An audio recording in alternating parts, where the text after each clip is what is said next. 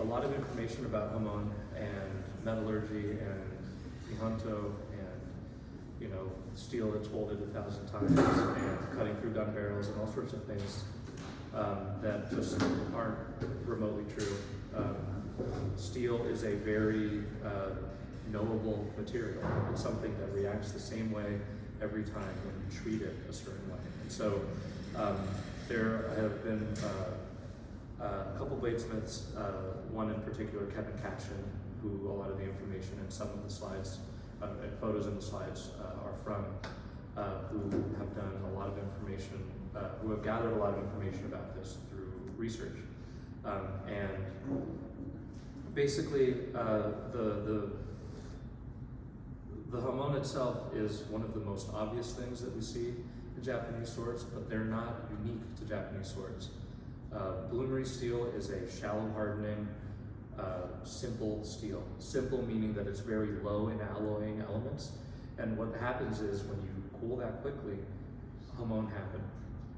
There was a study done in Germany in, I believe, the 70s by this guy Stefan Maeder, where he had Viking age pieces, swords, small daggers, and even Celtic stuff polished by Togishi in Japan. And lo and behold, they had Hamon because it was also low alloy bloomery steel. So the idea that it's a completely unique thing to Japan that's never been seen anywhere else, I think is a very easy thing to debunk. Hamon are a natural byproduct of hardening a steel where it retains a little bit of ductility and flexibility because there's still soft material in that blade. So first things first, what is steel? Steel is an iron and carbon alloy. There are a bunch of other things that are added into the mix, but primarily we're looking at just iron and carbon. All of the other things that are seen are trace amounts. And I'm talking like 0.1%, 0.2% or something. Generally, you have about 99% iron with about 1% carbon or less. A steel that has 1% carbon is like a ton of carbon. When you have material like this, I apologize in advance if this is a little disjointed. A lot of this stuff is hard to find photos of or make photos of. So I'm gonna take this very tall whiteboard and use it to kind of explain a little bit of what I'm talking about here. So first things first, in terms of what is steel, you have kind of a lower and an upper boundary. At the lower boundary here, you have 0 to about 0.3% carbon. This stuff is all basically iron or mild steel. This is, in particular, mild steel is the stuff that you can buy at like Lowe's or Home Depot for making hinges or doing whatever you need to do around the house. That stuff is usually in the kind of like 0.18% carbon. 1018, which is a designation of steel, is what we call mild steel, which is what people use for everything. It's used for forging hinges, making hardware. Car parts are made out of this steel. It is low carbon, which means that it's easier to forge, easier to kind of, finish, but it still has a little bit of, it retains its shape a little bit better than just iron because of that carbon. So as you start moving forward, this kind of, 0.3% range is arbitrary in some ways, but basically anything on this side is iron. Is what? Is iron. Iron. When you start getting to the 0.5, 0.6, 0.7% range, these are all becoming steels that are usable for tools. So this is stuff that will harden properly and allow you to make an edged tool. So everything from a knife, hatchet, axe, pretty much anything that needs to be able to hold its shape. So you'll see hammers that are hardened also that are in this range. And they're tempered back a little bit to make them soft enough to be able to withstand the force of use without just turning into a mushroom mess. I don't know if any of you guys have been like to like a flea market or something, and you'll see like a splitting maul, and for cutting bits of wood apart, and the end of it is all mushroomed over. It looks like it's just this splintered mess. That's because the material is really low in carbon, and it's more ductile, and it's easier for it to start ripping itself apart. So this is the exact opposite of what you want when you're talking about swords or other edged tools that are meant to be able to withstand the force of shock. So this here to about 0.8%, this is your golden zone. This is what you want for a sword, and for most knives as well. When you start getting more carbon, you don't just get harder material, you end up with more brittle material that isn't going to withstand the forces that are enacted on a sword when it's hitting anything, a person, tatami, or rock. Any of those sorts of things that a blade might come in contact with are going to damage it. And if you have a kind of medium, carbon content, it's less likely to be permanently damaged. It's more likely to deform instead of fracture, chip, break. And then when you start getting to the 1%, 1.5%, 2%, this area over here, this is cast iron. The melting temperature of a material, of a steel or iron material, is inversely proportional to the amount of carbon. So the more carbon you get, the easier it is for that stuff to melt. So all the stuff that we're making, pans, sculpture, all of that stuff, it's melted at a lower temperature and it takes less energy because the carbon is higher. So if you have, seen an iron pour at like at a college or like an art, for an art installation, all of that stuff that's being cast, it's able to be liquefied because the carbon content is really high. So all of this stuff, you're getting into crucible steel or some of the modern steels like W1, W2, 125 CR1, all of these like specialty steels are in that higher range. That's not the range that we want for this sort of stuff at all. Most, in Yoshindo's book, I think both of them, he mentions that the carbon content he's aiming for is right around here, kind of 0.7 to 0.8% carbon. And the reason for that is because carbon, when there's about 0.8% by volume, the carbon atom is very, very small, whereas the iron atom is a lot larger. And when you're getting it into solution to actually harden it to make a Hamon, to make a useful tool, that carbon has to go somewhere. And where it goes is it basically fills the voids in between the iron atoms. And then when you quench it, it hardens and it solidifies and it creates this super powerful structure that is very resilient. So you don't want too much carbon, because if there's too much carbon, it becomes extremely brittle because those bonds that are being created, they're not as even. They are just flooded with carbon. So nowadays, when we're making steel for different industries, like for a paper mill, for a shear, or for lawnmower blades or whatever, manganese, molybdenum, chromium, vanadium, nickel, all of these are alloys that are added on purpose to these melts in order to make the steel better for our purposes, for modern industry. The black iron sand that was being gathered to make Nihonto, to make Japanese swords, was mostly, it had a little bit of titanium, a little bit of silicon, a little bit of sulfur, trace amounts of a couple other things, and very little else. It's basically just iron. And so, in antiquity, this stuff was made from that ore that was gathered in a charcoal furnace. In Japan, this stuff is referred to as tamahagane, which translates to jeweled or precious edge metal. So how do you make it? The iron ore, which in Japan is mostly magnetite, is Fe3O4, and it's collected at the beach. There's an old woodblock print that's pretty wonderful of a stream being diverted in order to catch the black iron sand because it was heavy and it would collect in certain areas. So it would collect, you could take it out, let it dry, and then sift it, either magnetically, which is what I do now, or you can sift it by weight or by panning to remove the lighter silicates from it. But you can also find it in rock form in mountains. Japan is full of ore. A lot of volcanic islands are just lousy with it. Iceland is basically just iron ore. The rivers literally run red. You find it everywhere you look, and Japan is very much the same way. So finding the material isn't the hard part. Turning it into something useful, though, is. Because as sand, it's not really useful unless Larry's coming at me and I just throw it at him and run.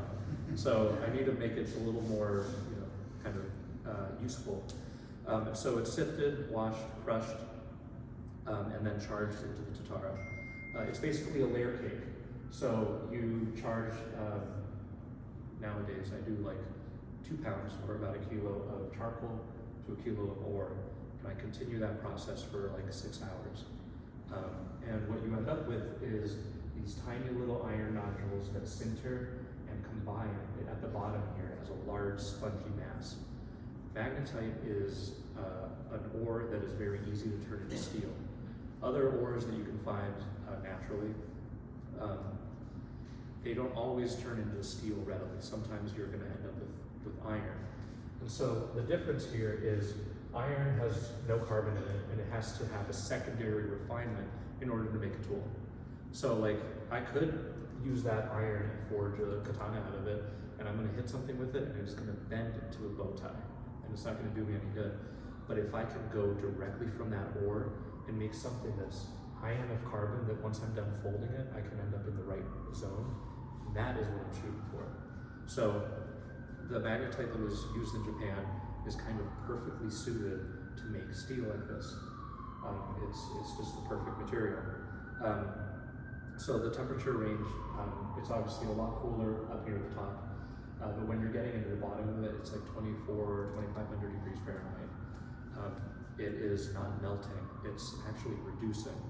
The chemical reduction is this ferrous oxide getting the oxide ripped away from it, from the burning charcoal. The burning charcoal is letting carbon monoxide escape, and carbon monoxide is unhappy. It wants to have something bonded to it, and so it rips off the oxide from the iron, and it leaves elemental iron. And once it's reduced, then it can start picking up all the other stuff in the area. And it just happens to be surrounded by charcoal, which is just a ton of carbon. And so it has the ability to pull that stuff into itself and carburize and turn into steel. Basically, you have a big chunk, you break it up, you have all of this, tamhagane ready to go, and then you have to refine it. So the raw tamhagane is full of a lot of stuff.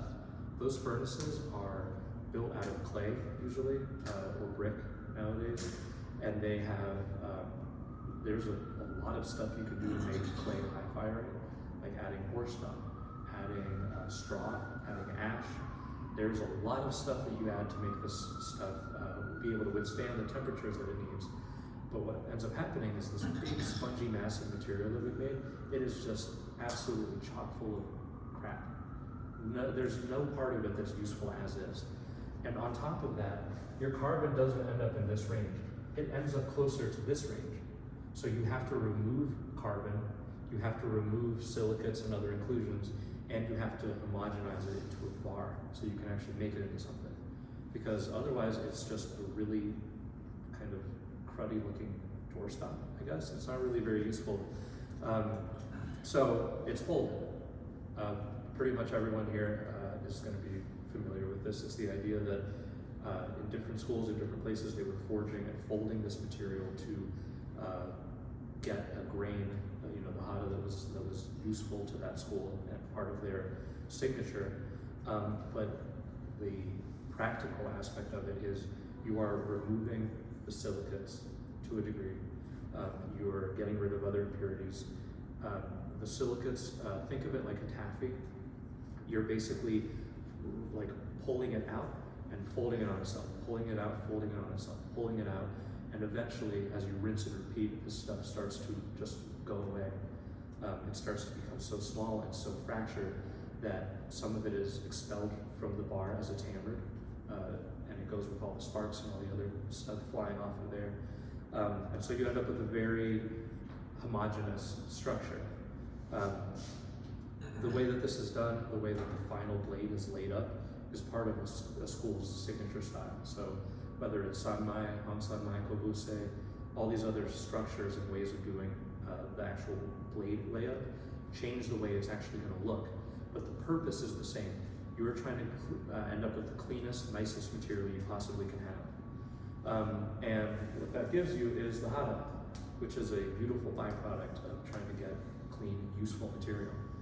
Because like I said before all that folding, your material is close to that 2% carbon mark, and it can't be used for anything if you don't want it to crumble. And so by folding it, what actually happens is you have a bar of material, and you cut into it,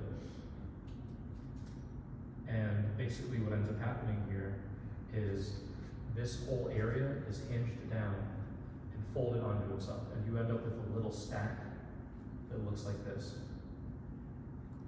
The whole time that this is in the fire, all of those surfaces are getting decarburized.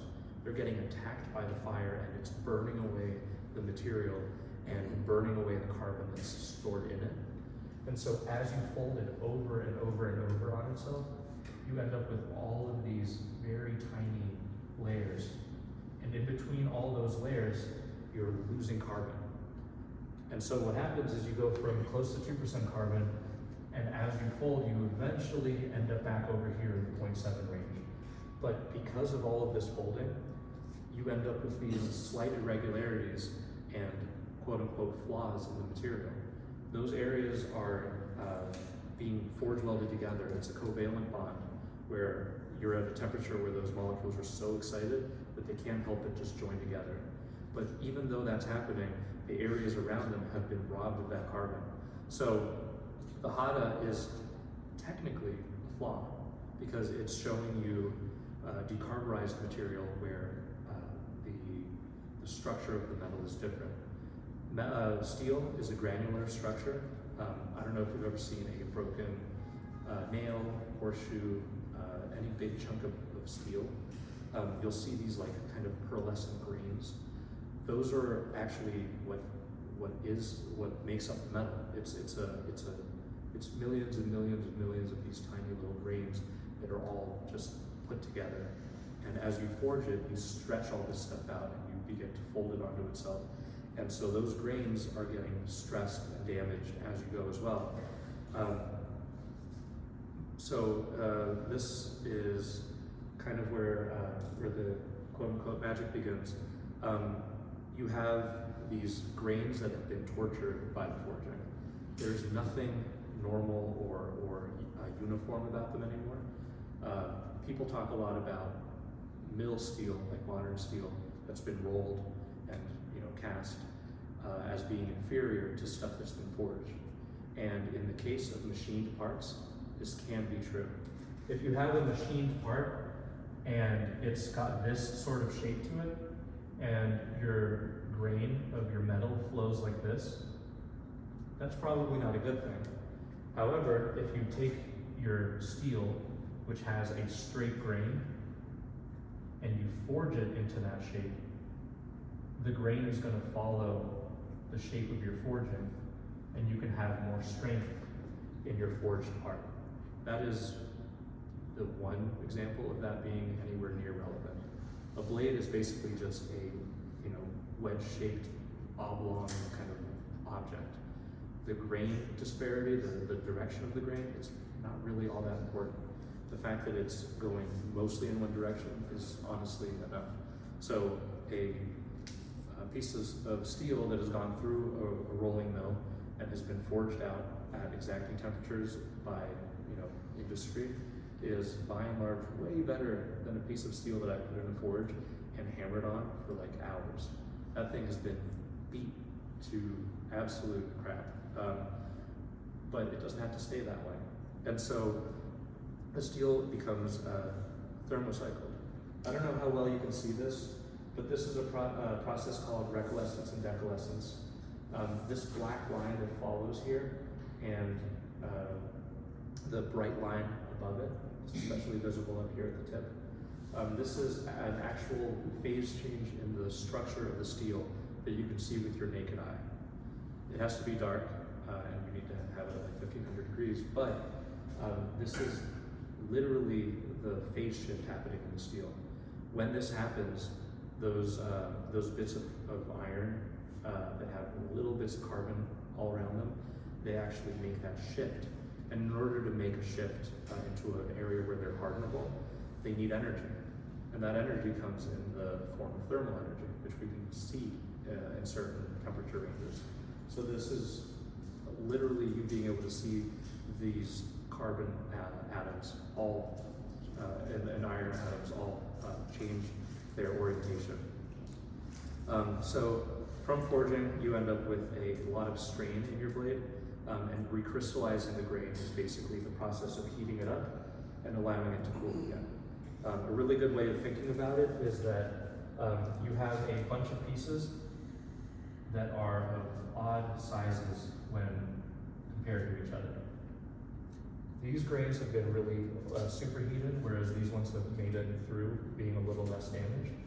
So as you normalize, you are, it's a process called thermocycling. You're heating the whole blade up and then letting it relax. And then you heat it up to a slightly lesser threshold, and then you let it relax. And you do that a third time, and it is about as soft and relaxed as it possibly can be. You've taken all the grain and the strain that's inside of this material, and you've allowed it to just disappear, to go away. This means that the blade is actually set up for hardening. Because if I go and try to make a Hamon with a material that looks like this, it's going to be all over the place. Some grains are going to be so huge that if I overheat it, steel can literally crumble into crystals. If you heat it up enough and you try to work on it, it'll literally just fall apart on you. And that's not really what you want if you want to try to make a Japanese style blade. I read about smiths trying to trap the kame inside of the blade, and I think this is what they were seeing. They were seeing the fact that this stuff, when you're in a dark room and you have it at this 1500 degree mark, this is visible not just as an effect on the blade, but it's three-dimensional. It's like a shimmering, it's almost like an aurora coming off of the blade. It's incredible, and I think that's exactly what they were referring to with the idea of trapping the spirit inside the blade. So this is where things get into the weeds a little bit. I will explain this as best I can without going too far into it, but this is why all of this works. So this right here is ferrite. It's what makes up like 96% of steel. It's literally just iron. And what you have here is cementite, which is these white boundaries. Those white boundaries are like condensed carbon. That stuff is like sitting there in a really hard locked spot and it doesn't want to go anywhere. And so those grains on the top left that you see there, through cold working, through forging, they start getting stretched and beat up, and in order to recrystallize them and create new austenitite, which is the softened form of steel, you have to thermocycle it. So that's that warming and cooling, warming and cooling, warming and cooling. And this stuff is measured at the micron, kind of stage, which is 0.001 millimeters. It is a millionth of a meter. So this is absolutely tiny. But imagine in a single tanto, there are so many examples of this exact phase. And so you want all of them to be as good as possible, which is why you go through the process of thermocycling material. Now, when you actually go to harden the blade, what you're doing is you're heating this material up so that all of the carbon that is in those boundaries leaves the boundaries and enters the rest of the material. And so that sounds a little complicated, but basically you have that ferrite, which is just iron, and then as you start to heat it, you end up with those carbon atoms that are able to slip their way in. Carbon is really small compared to most other atoms, and so it slips its way in. And when you have it at a certain temperature, those carbon atoms have all kind of gone into solution and found their little pockets, and they've all landed there. cool that down really quickly, they get trapped. They can't go anywhere, and that's what creates martensite, which is this hardened phase of steel. And so this is what creates a Hamon. This is what the actual structure of a Hamon is. The science behind it, in some ways, is less important than what is actually happening, because forever they didn't know what they were doing. They didn't know what cementite was. They didn't know what austenitite or ferrite or any of these other structures are. But they knew that the ways they were working it and their methods were getting good results. And now that we have scanning electron microscopes and microscopy and all these other things, we can see better what's going on in there. But it doesn't really change the fact that what you want is this, a beautiful crystalline Hamon that has hardness as well as aesthetic merit to it. So you want something that is beautiful but also functional. The word Hamon means edge pattern, and it refers to these martensitic formations that are happening between the martensite, the edge, which is up here, and the pearlite and austenitite of the spine and body of the blade, which are softer material that is also more ductile and a little more forgiving. So it's not as hard, but it also isn't going to shatter. So it's that area where the carbon went into solution, and it actually, like you saw in that diagram, it shifts the orientation of the austenitite, and then it gets stuck in place by quenching it. And once it's stuck, there's not much you can do to it, except for tempering it. Tempering is a misused word, where people tend to think that it means the whole process of making the blade hard, but it's actually the part of the process where you're taking this very hard, very brittle material, and you're kind of trying to find a middle ground. You're gonna say, look, I don't need a katana that's so hard that it'll break a diamond, but I don't want it to be too soft either, so you warm it up to a smaller degree. Hardening takes place at about 1500 degrees. Tempering takes place between like 350 and like 450-ish degrees. So it's a much lower amount of heat. And what it does is it takes that stress of those newly made martensitic grains, and it turns them into tempered martensite, which is a more resilient form of hardened steel. So you lose a little bit of hardness, but you gain a ton of flexibility and a ton of resilience. And so this whole process, it doesn't mean a whole lot until you start to polish it. Because of the way that these blades are polished, they are being finished to a really high degree, and you see those grains. You see them as three-dimensional examples, I guess, of the process and the treatment that the steel has gone through. And so what that means is when you're looking at this material and you can see the width of the Hamon, the height of it, the size of the grains in comparison with other grains, you can start to decode what's actually happening in that blade. You can tell roughly how much carbon it had. You can tell how much heat was used to harden it. You can tell the height of the heat zone, if it was hardened with clay or not. There's a huge amount of information that's stuck inside of these blades waiting for us to read it.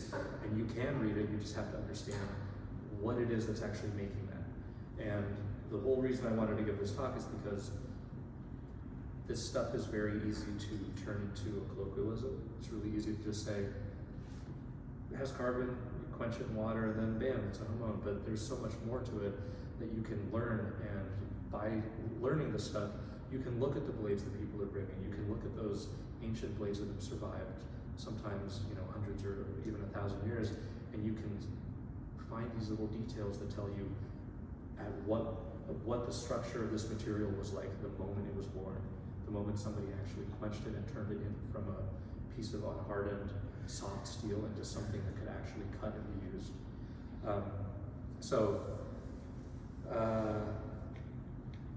The whole clay versus no clay thing is something I wanted to touch on slightly. Very old pieces, Ichimonji, Masamune school blades, early Bizen work was by and large done without clay. This is something that you can see in the way the activity is formed. The presence of Tobiyaki, the presence of Utsuri, large iron nie, all of those things are pretty clear indicators of something being hardened without clay. On the other hand, having nie on the entire surface of the blade is a really good indicator that it was hardened with clay. The clay acts as an insulating barrier that actually allows the temperature to stay present for longer. And perlite, one of the forms of steel, is formed more slowly. So martensite happens when it cools fast, and these other forms happen as slower cooling takes place. And so these crystals that you're seeing happen on an entire blade that is evenly coated in clay and hardened in water. Because that temperature sticks around a little longer, it takes longer for it to go to cold, and that creates these larger grains that are carbides that are basically kind of going out of solution and segregating together in certain areas, and that's what creates utsuri. Zubuyaki or Hadeaki is the basically opposite side of that. It's creating complex and often very controllable hamon without using clay, only using the heat zone and the control over that heat zone, the amount of temperature, the height of the temperature, the cross-section of the blade, and the quenchant being water, and the motion in the quenchant, or lack of motion. The bubbling of the water, the vapor jacket that's formed, creates ashi, and it creates tobiyaki, and it also creates utsuri. This is one of my favorite pieces I've made. This is tamahagani made from black iron sand that was folded 12 times and then hardened in clay, hardened in water without clay.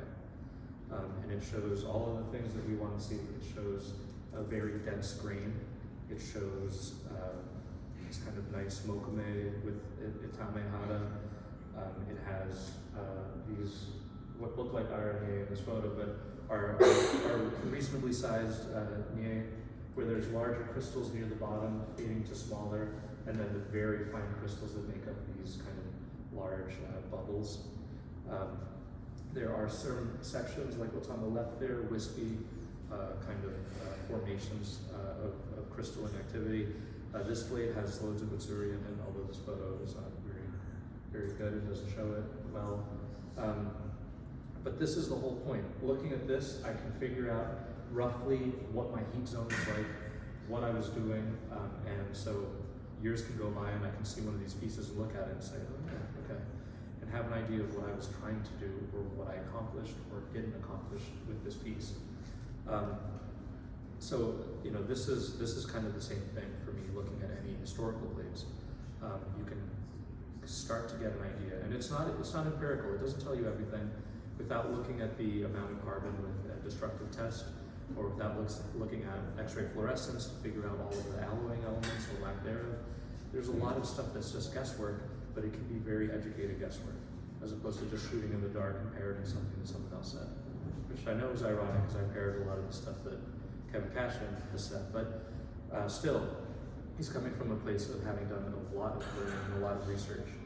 In terms of other metallurgical effects, like we were talking before about utsuri, this is a zone where the kind of rules are different. It's not hardening to the same degree, either because of clay or because of the kicking over of the carbon.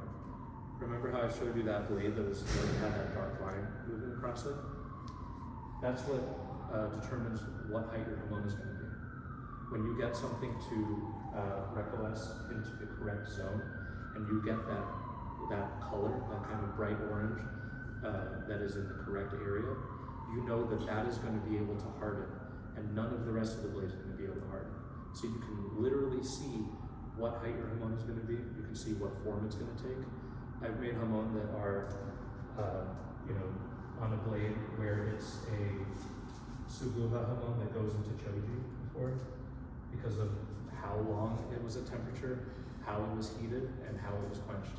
All of these variables allow you to create things that look very complex and very intentional without using the intentional tool of clay as a way to guide the way the hamon is formed. A friend of mine put it a way that I thought was really good, which is that a hamon is going to happen no matter what you do at a certain height, but clay can help you inform the way that it forms when it does. As long as your heat is somewhere near the third or middle of the blade from the edge, your hamon is going to look fairly be traditional, and it's going to land roughly in the areas that you want. So Utsuri, a shadow Hamon, is something that, at least if books and people on the Nihonto message board are to be believed, is something that was lost for a long time. Part of the reason why it wasn't common is because pretty much everyone is using clay, and clay doesn't really lend to creating Utsuri in traditional steels. It's easier to make it without clay because of all of the stuff I've been talking about, but with clay, it insulates the material to a really high degree. I'm going to erase some of this stuff and draw a little bit of what I mean with this.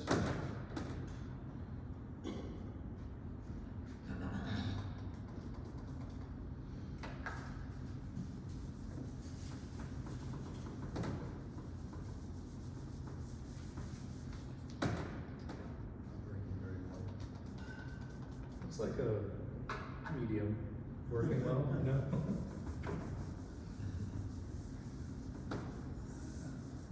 Get our money back. Alright, I think I might have just made it worse, but I'm going to draw on it anyway. Okay, so if you have a blade, and this is roughly your cross section, you want your Hamon to be somewhere here on the hop. You're going to insulate the blade with clay, something like this, in order to make the height of the Hamon where you want it to be, right? And then on the side of the blade, what you end up doing is laying these kinds of crisscrossing lines of clay in order to make to influence the ashi as it comes down the blade. Now, because of the fact that this whole thing is at about 1500 degrees, that clay is acting as a refractory material. It's holding on to quite a lot of that heat. And so when you quench this in water, the water is boiling and bubbling and creating all of this crazy activity here on the edge. And it's doing very little on the rest of the blade, which is part of the reason why you end up with blades that have a very nice, repeatable gunome Hamon, that don't have a lot of islands of activity along the blade. The clay is a great way of making something that's very clean looking, whereas when I do harayaki, it's much more volatile. The Hamon is a lot more crazy and a lot more kind of, to me, interesting, because I'm allowing the blade and the steel and the way that I've prepared the steel to collaborate with me in a way that is very organic, as opposed to something that I have planned verbatim. I have an idea in my head of what I want, and I'm trying to coax the steel in that direction, but ultimately, it's a fact, it's about what the steel wants to do and about what I've set it up to be able to do.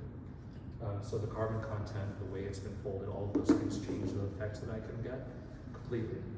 But at any rate, this here is a really good way of making a blade that is very hard and has those crystalline activities all over it, because of the fact that this has been coated here and it's not able to cool as quickly. It makes that kind of interstitial grain that isn't quite hard, isn't quite soft. It's somewhere in between, and you get that pearlescent quality of all of those tiny, beautiful grains all over the surface.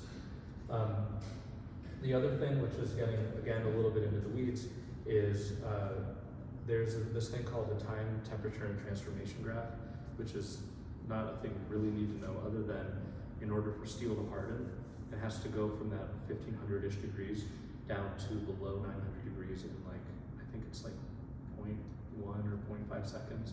It's less than a second. It has to cool down very quickly for it to really be able to make that change. And that's dependent on the steel, the cross-section, the carbon content, a lot of other things. But essentially what you're doing is you're allowing this edge, which is sometimes left uncoated and sometimes coated in a very small amount of clay. You're allowing this to harden at that rate while keeping this unhardenable. And that's what gives you a very controlled Hamon while using clay. And so a lot of these activities are impossible to get because you're just not letting the nuance of the steel continue to act after the initial hardening. It's basically arresting the creation of these other metallurgical effects. To be honest, in terms of which one's better, which one's worse, most likely using clay is a better solution. I think a Suguha Hamon that's about a third of the way up the blade is probably about the strongest Hamon you can have on the blade. Geometry also plays a huge part in how strong that blade is going to be, but I think in terms of the metallurgy, something like that is probably more resilient overall than something that is all beautiful and crazy like this. So take that with a grain of salt. But that's kind of about it.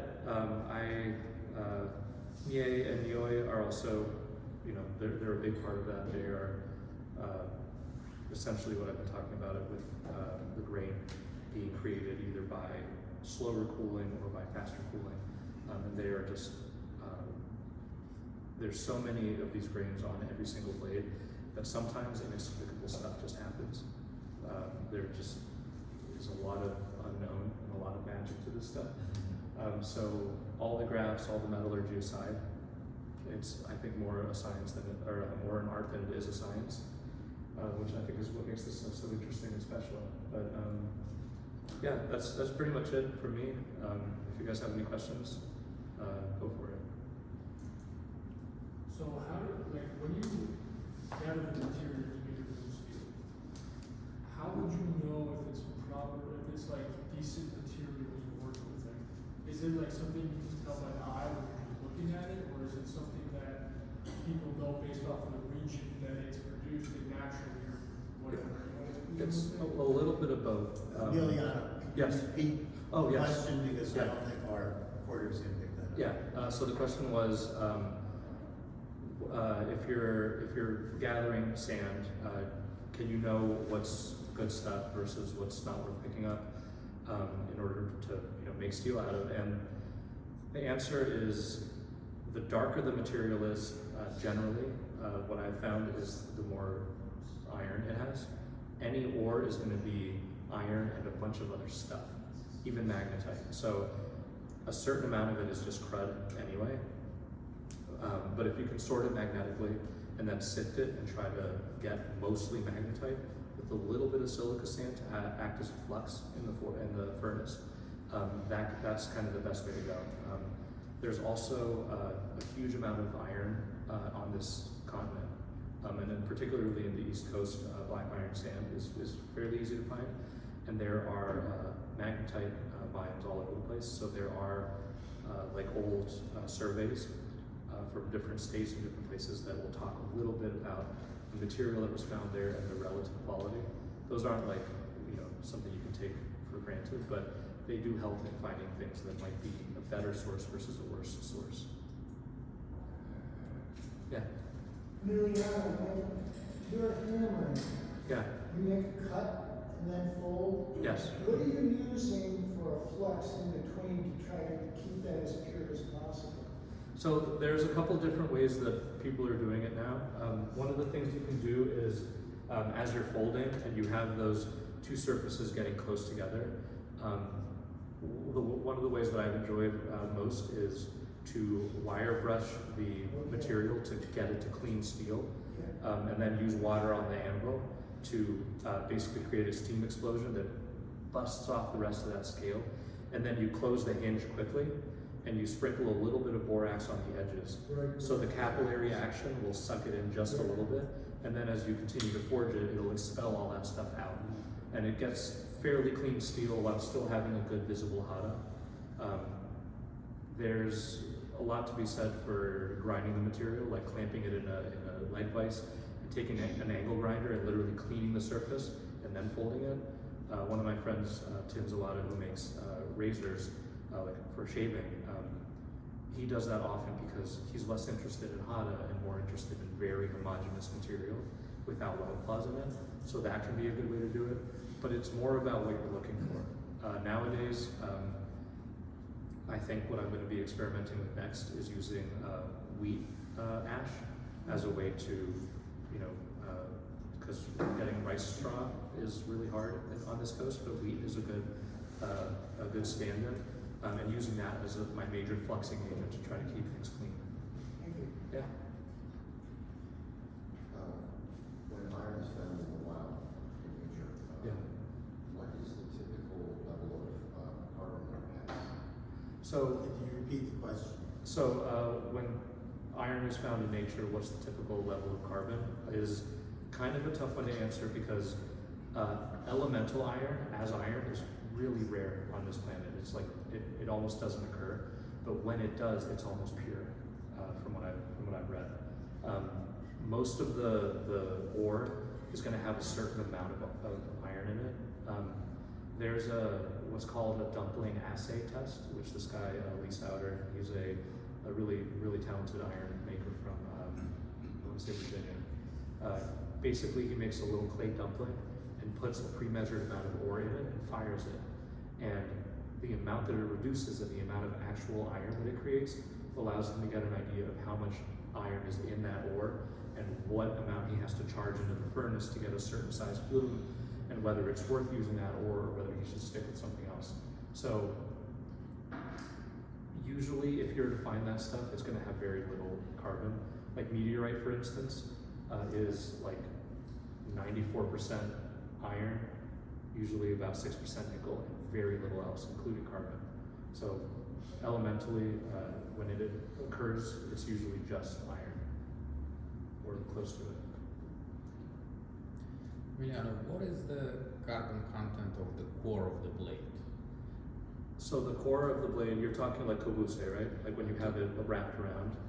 The inner core, like, because my understanding is that you have like an outer layer, like a jacket, right? And then there is an inner core, and that was not the same steel. So if I have a blade, Yeah. like this sort of thing. Yes.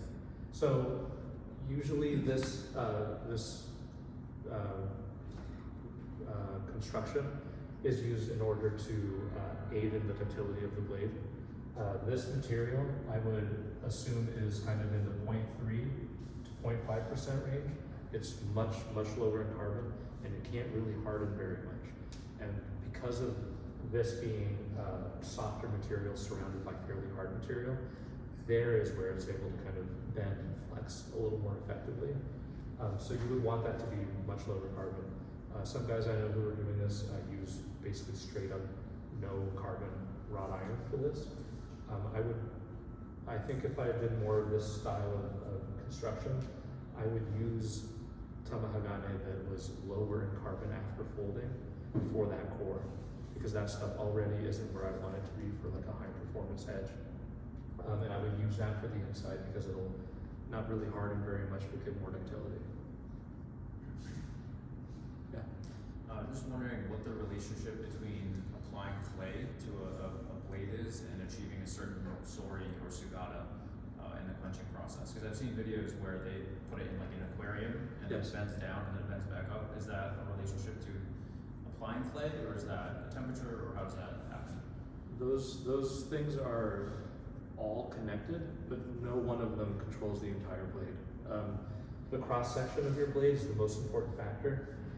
Most of the time, when a smith is trying to get a sword with a lot of curvature in it, the preform will have a slight amount of curvature, and it'll be exacerbated by the quenching.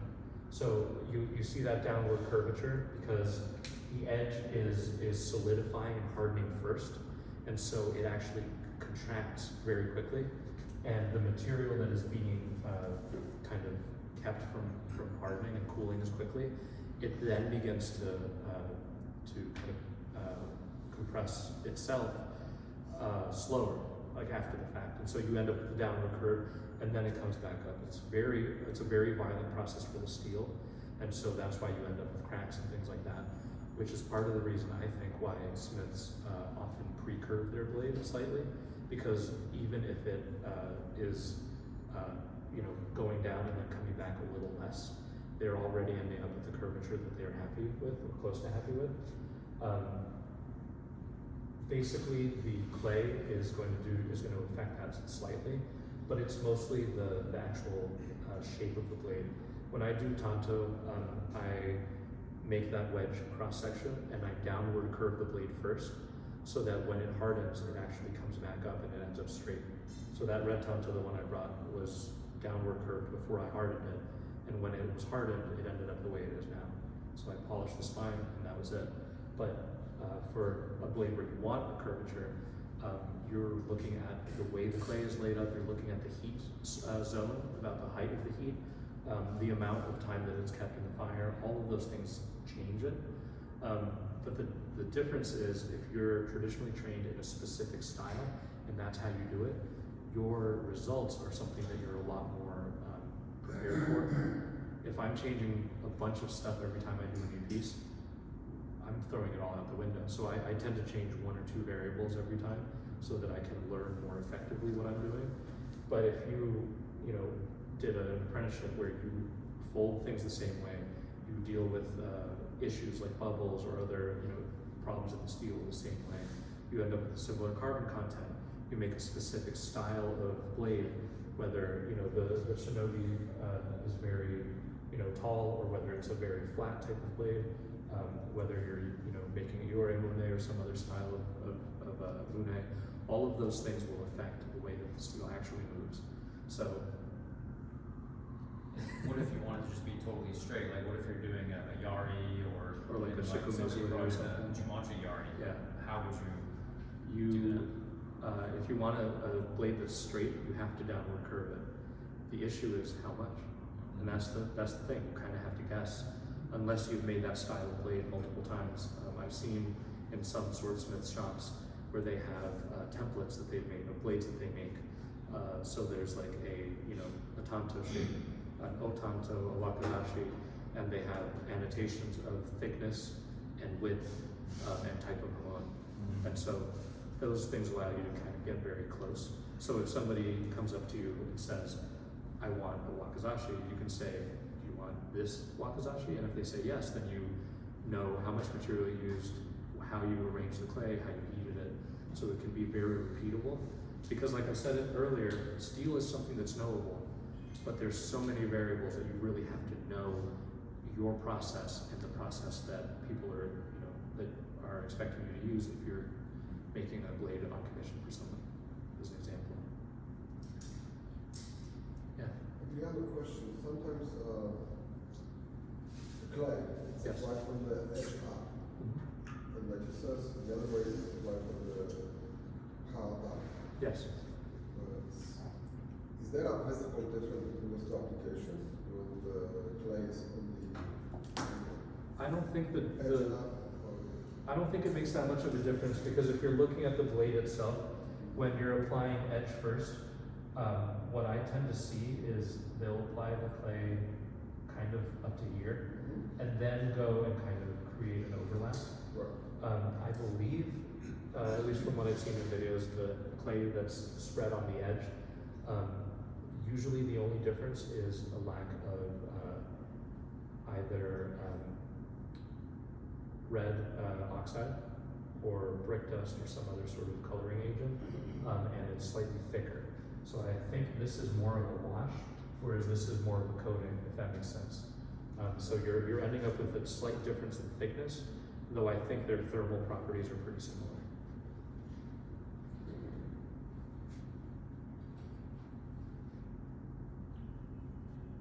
Yeah. In terms of metallurgy, Yes. the differences in the steel between the Kodo era and the Tamagana used then Yes. versus Shinto versus Shinto versus Shinsakura. Yeah. What steels do you think are the best of the Japanese steels? That's a great question. I think that You've seen them all, so. I think the older steels are better in a lot of ways. So you guys have seen the shamanic furnace, the huge Satara. Back in the day, what they were using was mostly something like this, a fairly small furnace that makes a fairly small piece of steel. And that piece of steel was made differently in this town versus that town, Right. versus in the mountains versus near the water, on the shores. So what you end up with is a huge variety of steel with different carbon contents, different alloying elements. And so when you fold and finish those pieces, they have a lot more going on. And I think that is very different from what you get now, where you have very homogeneous, very similar steel that is at a very high carbon content. Right. It's not a bad thing necessarily, but I think it's telling that a lot of smiths in Japan nowadays make their own steel or use half their own steel and half Shimano. I think they are aiming for more like, you know, Koto, Uramachi, you know, even Hamon period of steel. And in order to do that, they have to make it a little dirtier, if that makes sense. So I think from the point of view of aesthetics, beauty, and also functionality, I think that older material has something that newer steel doesn't. And that's part of why I made my steel from scratch. I wanted to chase that same type of look. And I think that if I used modern steel or even like modern made Tamagane, it wouldn't have the same look to it. And I have used Shimano Tamagane, and it is very hard, and it is close to featureless when polished. And it just doesn't have the same raw look to it that I like. So for me personally, I think that the more old school you can do it, gathering ore and charging it into a kind of short furnace. Milford Beach. Yeah, I think that's the way to do it. Yeah. Gotcha. Thanks. I'm just curious, you're using magnetite as Yes. being the best. Hematite or the laminate be okay? Or Yeah, you can make steel out of all of those. I've found that magnetite is easier to convert directly from ore into steel without having to do the secondary process of adding carbon to it by melting. So some of the other ores can make higher yields, like percentage-wise, like amount of material into material out. But I've found that magnetite is the best at making high carbon steel. So the red tanto that I have was made from a piece of gloom that came out of a furnace that was folded 12 times and hardened into water, and that was it. There was no other secondary refinement, there was no fussing about it, it was just ore to steel to blade, and that was what I was looking for. So I think that is one of my favorite pieces I made because it's, to me, in my bastardized view of what is pure about this process, that is the most kind of pure example of it that I've been able to manage so far. Thank you guys so much. Thank you, Emiliano.